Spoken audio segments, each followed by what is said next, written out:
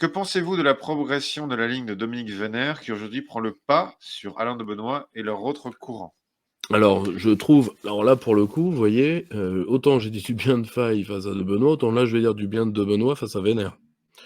Parce que Vénère, je pense que c'est ce que l'AND a produit de pire. Je le dis assez sincèrement. Et je suis loin d'être le seul à le penser. Hein, si vous voulez, quand vous voyez les cadres de la nouvelle droite, j'en connais un certain nombre. Moi, ce qu'ils m'ont toujours dit de Vénère, ou ce qu'ils ont dit à mes proches de Vénère, c'est heureusement que c'était leur pote. Hein, qu'est-ce que ça aurait été?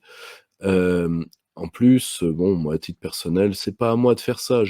J'espère que des gens qui appartiennent à la droite radicale, je pense à quelqu'un qui est un homme parfaitement honnête pour le coup, qui est Henri de Lesquen ou d'autres, se lanceront là-dedans. Moi, j'en ai pas le temps, j'en ai pas l'envie parce que pour moi, c'est inutile.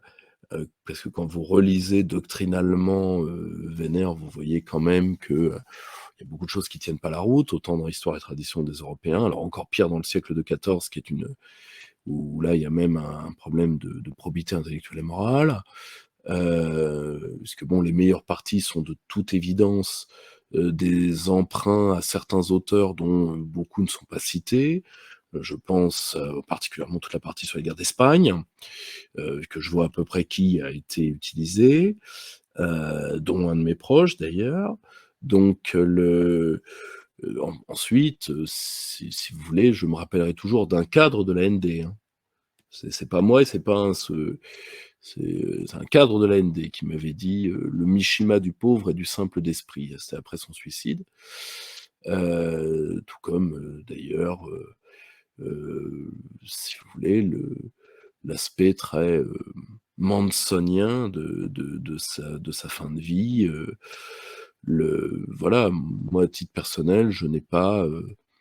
Voilà, je pense que c'est une œuvre qui a fait énormément. C'est simple, c'est une œuvre de défrancisation du nationalisme.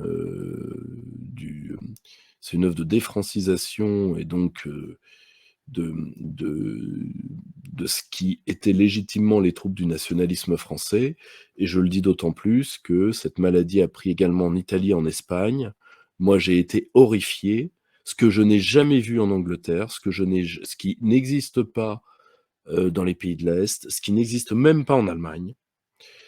Moi, j'ai vu quand je suis allé par tu sais, notre ami Davy qui m'a, lors du lancement de son parti Reconquista en Espagne, euh, qui, euh, qui m'a invité donc pour l'anniversaire de la Reconquista. J'ai été horrifié de voir des gens,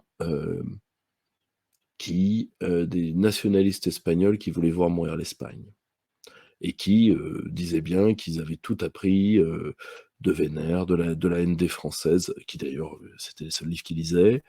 J'étais horrifié. J'étais horrifié, à tel point d'ailleurs que j'ai dû leur dire vous savez, je sais que vous n'aimez pas les Français, c'est pas grave. Moi, à titre personnel, que vous m'aimiez pas ou pas, je m'en fous. Moi, je suis latinisant, mais moi, c'est l'Amérique latine que j'aime. Même si l'un des meilleurs spécialistes de l'Espagne est dans mes rangs. Hein. Personne ne peut ne pas aimer l'Espagne quand on connaît Nicolas Klein. C'est impossible. Mais je leur dis, vous savez, je ne suis pas là pour vous donner des leçons. Mais quand même, enfin, le monde entier a tremblé devant vous. Je ne sais pas si vous êtes au courant. Enfin, l'acier de Tolède, c'est pas rien. Enfin, la grande pensée espagnole, les Ortega y Gasset, les Miguel de Unamuno, l'Espagne, c'est pas rien dans l'histoire du monde, merde. Euh, vous, vous, et les mecs, mis à part de dire du bien de la division Azul, ce qui est certainement l'une des plus belles conneries de Franco, et de penser que l'Espagne, je cite, comme tous les peuples latins, étaient des animaux et qui devaient être domptés par les peuples germains, mais qui a osé vous mettre ça dans la tête? Et en réalité, voilà, moi je sais que cette entreprise idéologique a échoué. Elle a aussi échoué de la part de gens qui étaient proches de Dominique Vénère. Hein, quand on voit ça, je sais que c'est un détail qui gratouille un peu hein, ces gens-là, parce que malheureusement, moi, ça fait 20 ans que je les subis, donc je les connais par cœur. Le problème de Vénère, c'est qu'il était aussi entouré de gens qui, eux, sont d'authentiques Français, quoi. Ce qui est le cas de Lugan, ce qui est surtout le cas de Philippe Conrad. Philippe Conrad, c'est quand même quelqu'un, c'est un homme absolument remarquable, en tout point et un homme méritant.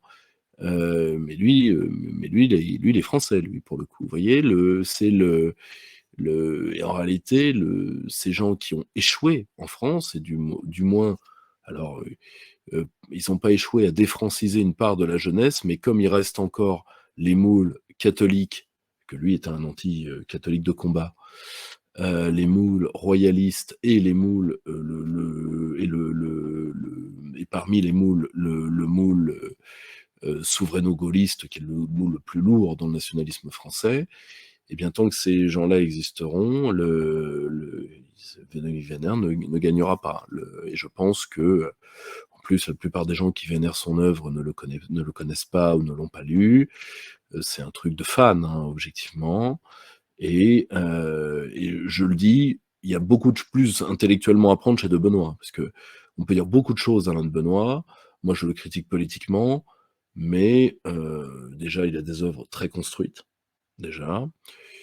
Il est vrai à base de citations, mais bon, c'est un historien des idées, donc c'est un collègue, hein, d'un point de vue méthodologique. Donc, si vous voulez, ça fait partie de notre métier. Et à titre personnel, si vous ne devez pas être français, ce qui est votre droit, à tout prendre, si vous êtes dans ces familles-là, ben, lisez plutôt de Benoît que Vénère, oui. Parce que là, pour le coup, on est à ça de la perte de temps, en fait. Vous voyez, on est à ça de la perte de temps, et qui d'ailleurs s'est bien traduit dans sa fin de vie.